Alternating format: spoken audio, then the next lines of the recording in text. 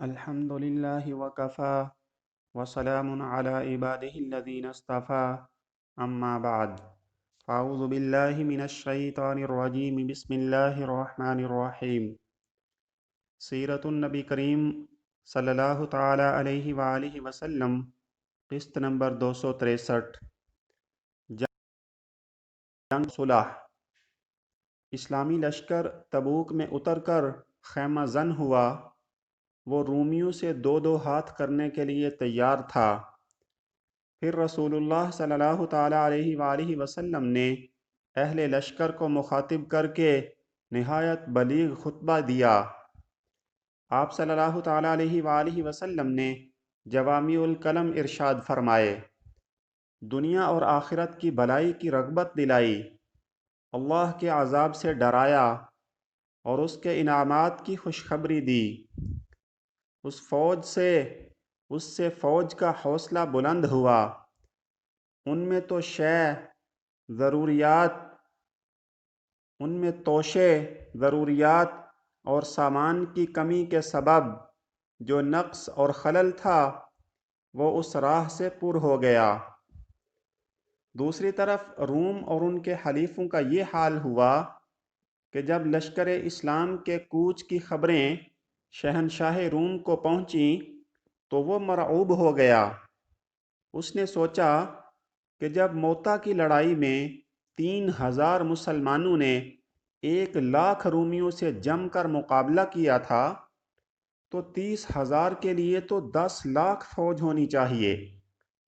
پھر اگر وہ ان غیر تربیت یافتہ عرب رضاکاروں سے شکست کھا گیا تو اس کی ساری عزت جو اس نے حال ہی میں شہنشاہ ایران کو شکست دے کر حاصل کی تھی خاک میں مل جائے گی۔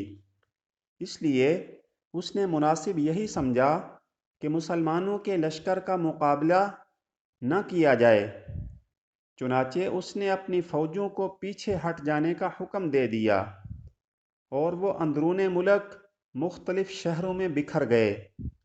ان کے اس طرز عمل کا اثر جزیرۃ العرب کے اندر اور باہر مسلمانوں کی فوجی ساکھ پر بہت عمدہ مرتب ہوا، اور مسلمانوں نے ایسے اہم سیاسی فوائد حاصل کیے کہ جنگ کی صورت میں اس کا حاصل کرنا آسان نہ تھا۔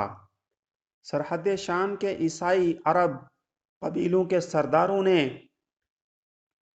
جب یہ دیکھا کہ کیسر روم، جس کو وہ اپنا محافظ اور سرپرست سمجھتے تھے، مسلمانوں کے مقابلہ سے کترا گیا ہے، تو انہوں نے بجائے قسطنطنیہ کے مدینہ منورہ سے اپنا تعلق قائم کرنا مناسب سمجھا۔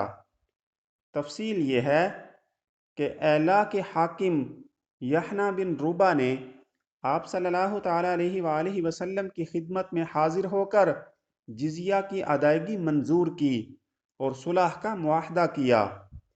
جربا اور ادرخ کے باشندوں نے بھی خدمت نبوی صلی اللہ علیہ وآلہ وسلم میں حاضر ہو کر جزیہ دینا منظور کیا۔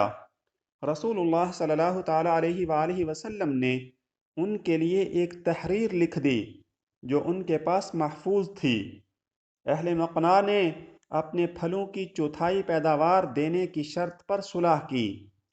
آپ صلی اللہ تعالیٰ علیہ وآلہ وسلم نے حاکم ایلا کو بھی ایک تحریر لکھ دی جو یہ تھی، بسم اللہ الرحمن الرحیم، یہ پروانہ امن ہے اللہ کی جانب سے اور نبی محمد رسول اللہ صلی اللہ علیہ وآلہ وسلم کی جانب سے یحنہ بن روبہ اور باشندگان ایلا کے لیے۔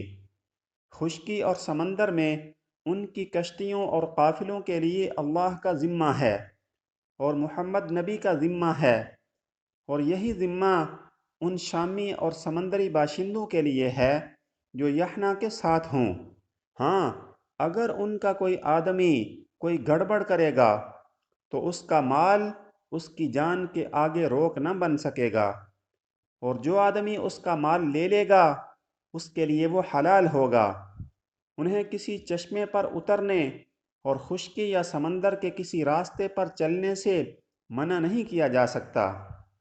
اس کے علاوہ رسول اللہ صلی اللہ تعالیٰ علیہ وآلہ وسلم نے حضرت خالد بن ولید رضی اللہ تعالیٰ عنہ کو 420 سواروں کا رسالہ دے کر دومت الجندل کے حاکم اوکیدر کے پاس بھیجا اور فرمایا تم اسے نیل گائے کا شکار کرتے ہوئے پاؤ گے۔ حضرت خالد رضی اللہ تعالی عنہ وہاں تشریف لے گئے۔ جب اتنے فاصلے پر رہ گئے کہ قلعہ صاف نظر آ رہا تھا تو اچانک ایک نیل گائے نکلی اور قلعہ کے دروازے پر سینگ رگڑنے لگی۔ وقیدر اس کے شکار کو نکلا۔ چاندنی رات تھی۔ حضرت خالد رضی اللہ تعالی عنہ اور ان کے سواروں نے اسے جا لیا اور گرفتار کر کے رسول اللہ صلی اللہ تعالی علیہ وآلہ وسلم کی خدمت میں حاضر کیا۔ آپ صلی اللہ علیہ وآلہ وسلم نے اس کی جان بخشی کی اور 2000 اونٹ، 800 غلام، 400 زرہیں اور 400 نیزوں کی شرط پر مصالحت فرمائی۔